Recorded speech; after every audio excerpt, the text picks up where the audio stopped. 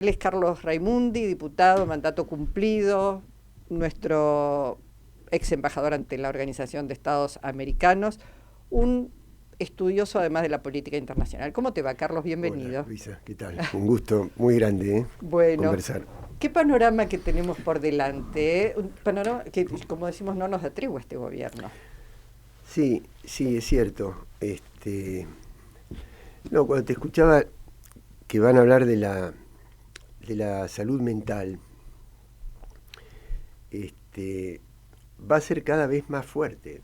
Eh, nos vamos a parecer a esos países donde los problemas de salud mental están en la cima de los problemas de salud, porque, porque este es un sistema y un gobierno que, que, se, que se para a partir del desasosiego, del desconocimiento de la otra persona, del malestar, del agravio, más allá de los problemas, de los trastornos a la salud mental que causan las cuestiones materiales, las cuestiones económicas, la incertidumbre y demás. Pero el desamparo, el hacer un culto de que no sirve la solidaridad, que no sirve la justicia social, todo eso, y pararse únicamente en los tiempos de las redes, de las plataformas, de los magnates internacionales, todo eso deshumaniza. Y entonces terminamos en esta situación, porque es contrario a la... Yo creo que nosotros vamos a triunfar dentro de todo, y más temprano que tarde, a pesar de lo mal que estamos en este momento, porque nosotros seguimos estando convencidos, con nuestros aciertos y con nuestros errores, con todos nuestros déficits, pero estamos convencidos que el corazón sigue latiendo al mismo ritmo, más allá del ritmo que tenga la información, las redes, los TikTok o lo que sea, y que siempre uno necesita un hombro donde apoyar la cabeza. Una cara en la Sí, cual sí, referenciarse, sí, una sí, una mirada, un mirada. abrazo. Entonces la violencia, la agresión, la inquina que genera el lenguaje oficial, la gestualidad oficial, todo eso va en contra de la naturaleza, de la esencia del ser humano. Así que nosotros tenemos que reconstruir desde ahí, me parece. Mm. Porque el resultado del Congreso, la posición de algunos legisladores que cambian, como vos dijiste, de algunos gobernadores, que son capaces de entregar el proyecto nacional por una rotonda, porque le den plata para hacer el cordón de una rotonda, está hablando de un momento donde daría la impresión de que está ganando el hiperindividualismo, que no importa, que yo soy capaz de entregar todo lo que sea colectivo y todo lo que sea solidario con tal de que me vaya bien a mí en el corto plazo. Y como eso creo que va en contra de la vida en comunidad, y los seres humanos no podemos vivir fuera de una comunidad, yo estoy convencido que nosotros nos vamos a rehacer y que vamos a volver a tener que hacernos cargo del país, ¿no? Mm. Bueno, hay que volver a hacerse cargo del país. Cuando uno ve Milei lo que ha hecho en poco tiempo, un desastre con la Argentina, con las cosas que se habían conseguido, eh, siempre sabemos, se construye con mucha dificultad, se destruye fácilmente. ¿Qué hay enfrente de Milei hoy? Lo pregunto así porque, bueno, salió al ruedo una posible candidatura de Cristina a gobernar el PJ, pero digo, hoy los partidos políticos, uno lo ve a Lustó diciendo, no, porque el radicalismo, sus banderas históricas, y la mitad del radicalismo hace lo que quiere, no se referencia con el partido. Digo, está claro que los partidos están absolutamente destartalados. Sí, sí, creo que el partido que todavía queda en pie a pesar de todo, pero no por una cuestión de los estatutos del partido, sino por lo que representa como memoria histórica, es el peronismo. Es decir, mira, este es un tema que yo debatí siempre mucho con radicales progresistas, ¿no? Cuando yo me tomé la decisión de dejar el Partido Radical hace más de 30 años, no porque hay que luchar. Miren, en Argentina yo creo que hay dos grandes fuentes constructoras de poder: la oligarquía y el peronismo. Pero el peronismo no como partido justicialista, sino como capital simbólico del pueblo, las cosas que representa, las cosas, los valores que representa. Porque después, no, porque Hoy Perón tal día hizo tal cosa. Carlos, te interrumpo. Dijiste la oligarquía y el peronismo. Digo, son categorías viejas. Hay que crear nuevas categorías. No sé si nuevas categorías, es una categoría que es insuficiente. Es decir, que vos no podés construir el futuro repitiendo las cosas que hicimos en el pasado, por mejores que estuvieran. ¿Pero por qué? Porque, es decir, una cosa es... Perdóname, también pienso en la oligarquía, y esta oligarquía, la verdad es que asociada, uno piensa al capital financiero, digo, están borradas las fronteras de los países. Sí, totalmente. Digo, totalmente. Todo ha cambiado de una manera que es Sí. muy difícil también, me parece, encajar todo en esas viejas categorías. Por eso estoy de acuerdo. Estoy de acuerdo. Sí, lo que pasa que, por un lado, es difícil utilizar categorías tradicionales, y por otro lado, al mismo tiempo, es necesario recuperar ciertas palabras y recuperar el lenguaje, ¿no? La palabra oligarquía hay que usarla, aunque tenga características distintas, pero porque lo que significa es una élite muy minoritaria, muy poderosa, que ayer estaba asociada, no sé, a la propiedad de la tierra, y hoy está asociada al mundo financiero, pero sigue siendo una minoría que gobierna en función de sus propios intereses. Y lo del peronismo lo digo en ese mismo sentido, pero es cierto que una cosa es honrar la memoria histórica y otra cosa es vivir de recuerdos. Son dos cosas diferentes. Hay que honrar la memoria histórica, ¿por qué? Porque siempre tratamos de priorizar las necesidades de los que más sufren. Y porque venimos de ahí, además. Venimos de ahí, somos eso, no podríamos ser otra cosa. Ahora, lo que sí es cierto es que no lo podés hacer replicando exactamente los mismos instrumentos que utilizamos hasta ahora. ¿Por qué?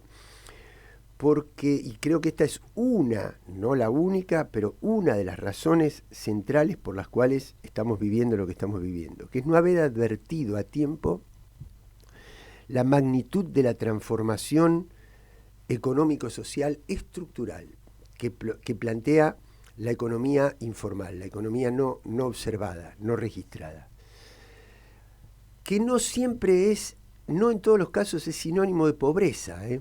Hay mucho dinero en la economía informal. Es decir, vos tenés el chico que vende un chocolatín en el tren, pero que reporta a un magnate que es el que controla los containers y que un día te vende chocolatines y el otro día te vende viromes, pecera, sí, ¿no? Lo que sea. Y ese tipo forma parte de una estructura económica. Pero la informalidad, es decir, vos fíjate, permitime 30 segundos. En la Argentina, a principios del siglo XX, se formaron clases medias con los hijos de los inmigrantes. Todavía no había proletariado industrial de masas. Y esas clases medias, que eran las hijas y nietas de los primeros inmigrantes, ya no tenían la nostalgia de la vieja Europa, sino que querían construir la Argentina.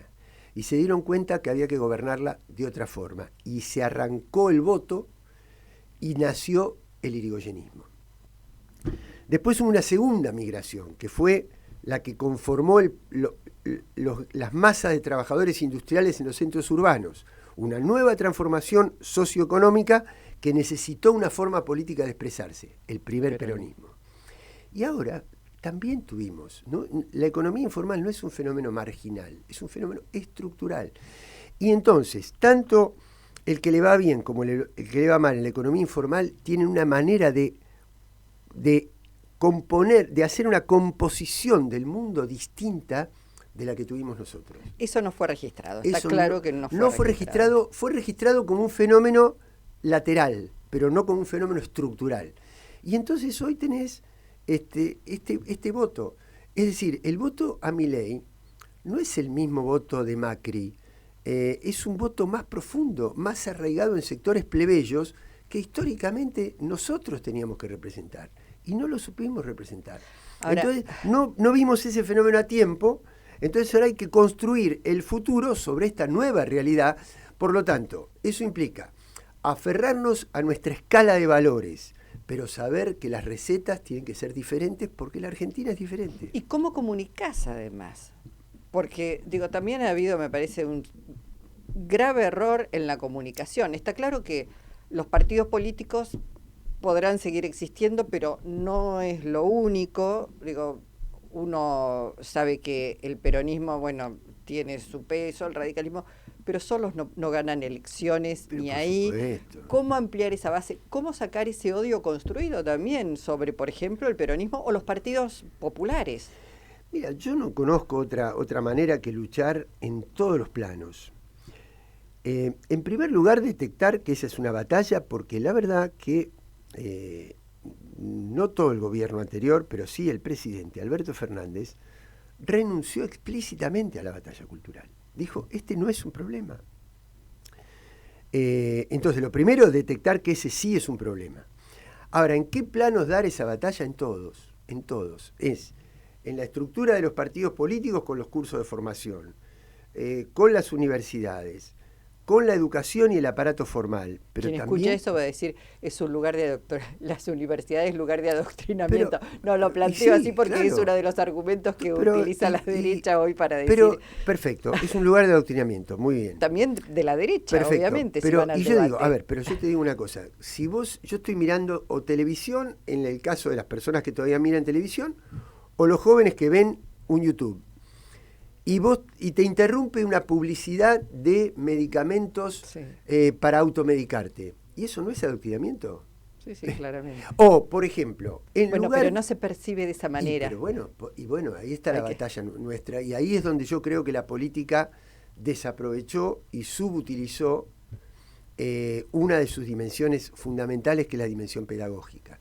Es decir, es el liderazgo en las ideas y en la comunicación. Ahora, la comunicación es por la música, por el teatro, por el cómic, por la historieta, por el reggaetón, por todo. Es una batalla que hay que darla en todos los niveles, y también en el territorio de las redes. También, yo soy muy crítico de las redes. Para mí las redes no son sociales porque no establecen lazos sociales, pero son un territorio, son una realidad, y hay una generación que está absolutamente identificada con el ritmo de las redes. Por lo tanto, son avenidas, barrios, calles de un nuevo territorio. Y en esas calles también hay que dar la batalla. Por eso creo que es en todos los niveles. Y por eso que son 24 horas, sin descanso, en el almacén, en la cola del colectivo. El otro día, en una conversación bastante importante que tuvimos en política, decíamos, por ejemplo, ahí hay un videíto de Oscar Parrilli, 3 videitos vi, uno que se llama Vaca Muerta vista desde arriba, que él sobrevuela Vaca Muerta y nos muestra un poco, después desde abajo, que es la producción, y ahora hizo uno nuevo, que es donde te desagrega todos los puntos de tu tarifa eléctrica, y te dice cuánto pagás vos por lo que verdaderamente es la electricidad y cuánto es la ganancia sideral de los monopolios. Perfecto. Está bueno, está buenísimo. Cada piba tiene que militar tocando el timbre y yendo a discutir eso. Y donde te cierran la puerta en la cara, te la tenés que bancar. Pero es una manera de conectar con la realidad, de hacer docencia, de volver a enamorar, de volver a reentablar un vínculo con el que no quiere hablar con vos. Hay que dar esa batalla en todos los niveles. Hay que dar esa batalla porque hay que dar la batalla de ideas, no de eslogan ni de insultos, porque la verdad es que también lo que ha pasado en los casi últimos años es que se ha hablado muy poco de lo que estaba pasando y se ha descalificado permanentemente con ladrones, chorros, corruptos, pero digamos no hay una argumentación, nadie... Y eso también es adoctrinamiento. Es decir, cuando vos tenés horas y horas, ya sea las plataformas digitales o los canales de televisión, hablando del romance de tal modelo con tal jugador de fútbol, y si se lo sacó, y si escribió, y si le mandaron un video, eso es también adoctrinar implícitamente. Es anestesiar, Claro, es sacarte de la realidad claro. con banalidades en última instancia. Absolutamente. Porque, bueno, ¿Para qué? Para que no veas lo que te está pasando por al lado, que es esto que nos está pasando. ¿No? ¿Cómo ves la candidatura? ¿Cómo supones que se va a dirimir esta candidatura de Cristina al PJ, a esta quintela? Digo, a veces pienso, el cristinismo o Cristina es un fenómeno más urbano, Capital Federal, Gran Buenos Aires, Provincia de Buenos Aires. ¿Qué pasa en el interior? Lo pregunto porque realmente... Sí, no es igual la repercusión en el conurbano de la provincia, en la provincia de Buenos Aires, en las grandes ciudades que en el interior, que en las provincias del país. No es igual, pero lo que tenemos que hacer es juntar eso. Es decir, lo último que haría, y yo no lo quiero plantear porque pertenezco a otro partido político que es el Frente Grande, no lo quiero plantear como una intromisión en el partido justicialista. No lo digo desde ese punto de vista, lo digo como argentino. Como frentista, en todo Claro. caso, también pensando, bueno, es un espacio más de pertenencia. Lo que no podemos hacer es creer que uno de esos fenómenos es antagónico con el otro. Lo tenemos que juntar. Porque Quintela, por ejemplo, que representa a las provincias, ha hecho una constitución extraordinaria, la constitución más parecida y la versión más actualizada de la constitución de 1949 es la constitución que se acaba de sancionar en la provincia de La Rioja. Ahora, y lo que plantea Cristina en sus dos últimos documentos, el de febrero y el de septiembre, que es no solamente la cuestión macroeconómica, sino discutir los temas que pospusimos, seguridad, educación pública, porque buena parte de los chicos que votaron a Milei vienen de la educación pública. Quiere decir que ahí yo no estoy planteando la deserción de la educación pública por si hubo una huelga docente o no hubo una huelga docente. No, yo estoy planteando la falta de presencia de la educación pública en el pensamiento crítico. Desde ese punto de vista la cuestiono. La cuestiono defendiéndola a muerte, claro. Desde luego, ¿no? Claro. Bueno, el sistema tributario, estamos agobiando a los trabajadores, a las pymes, a los monotributistas, con las categorías, con las exenciones, con los formularios. Todo eso hay que rediscutirlo. Discutir entonces seguridad, las relaciones laborales que no son iguales cuando vos tenés un 90% de la población sindicalizada que cuando tenés un 50% sindicalizado y el otro que se la arregla como puede. Eso hay más la inserción, más la incidencia de la tecnología. Bueno, entonces digo, ¿es antagónico entonces lo que plantea Quintela con lo que plantea Cristina? En absoluto. Y no lo digo como afiliado al justicialismo, que no soy, sino como argentino que está preocupado porque en la medida en que esos matices se resuelvan por oposición, vamos a sufrir todos. Esos matices hay que resolverlos con tensiones creativas, superadoras, porque estoy convencido de que entre todos, Cristina dijo no sobra nadie, y no sobra nadie. Lo que sí hay que tener en cuenta es que no se puede ser ni soberbio, ni sectario, ni centralizar, decir como yo soy el que armo la lista, pongo al que quiero y al amigo. No, porque hay mucho alrededor que quizá hubiera hecho mejor papel que lo que hicieron algunos legisladores que se dieron vuelta al día siguiente de llegar. Hay que mirar muy bien eso, no hay que repetir viejos errores de sectarismo, ¿no? Así que creo en que hay que unir, estoy absoluta... Ahora, ojo, unir no quiere decir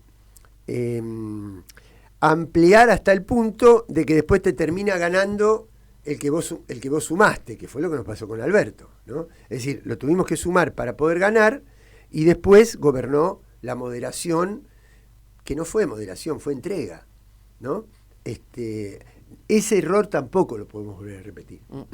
Carlos, quería hablar también un poco de política internacional porque la canciller Mondino, visitando Nueva Delhi, esto es India, uno de los países que integran los BRICS,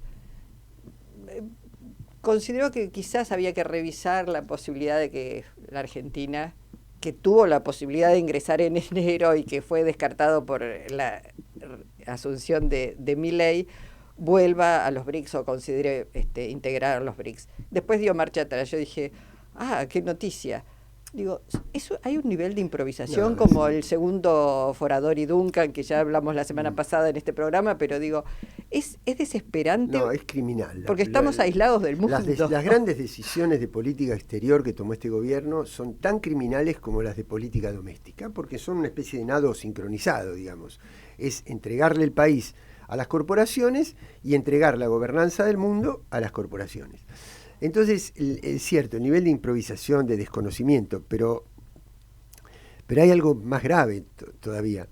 Los BRICS representan la mayor parte de la población mundial, del PBI mundial, de las nuevas tecnologías, de los acuerdos comerciales, de los trenes de alta velocidad, el indicador que vos quieras.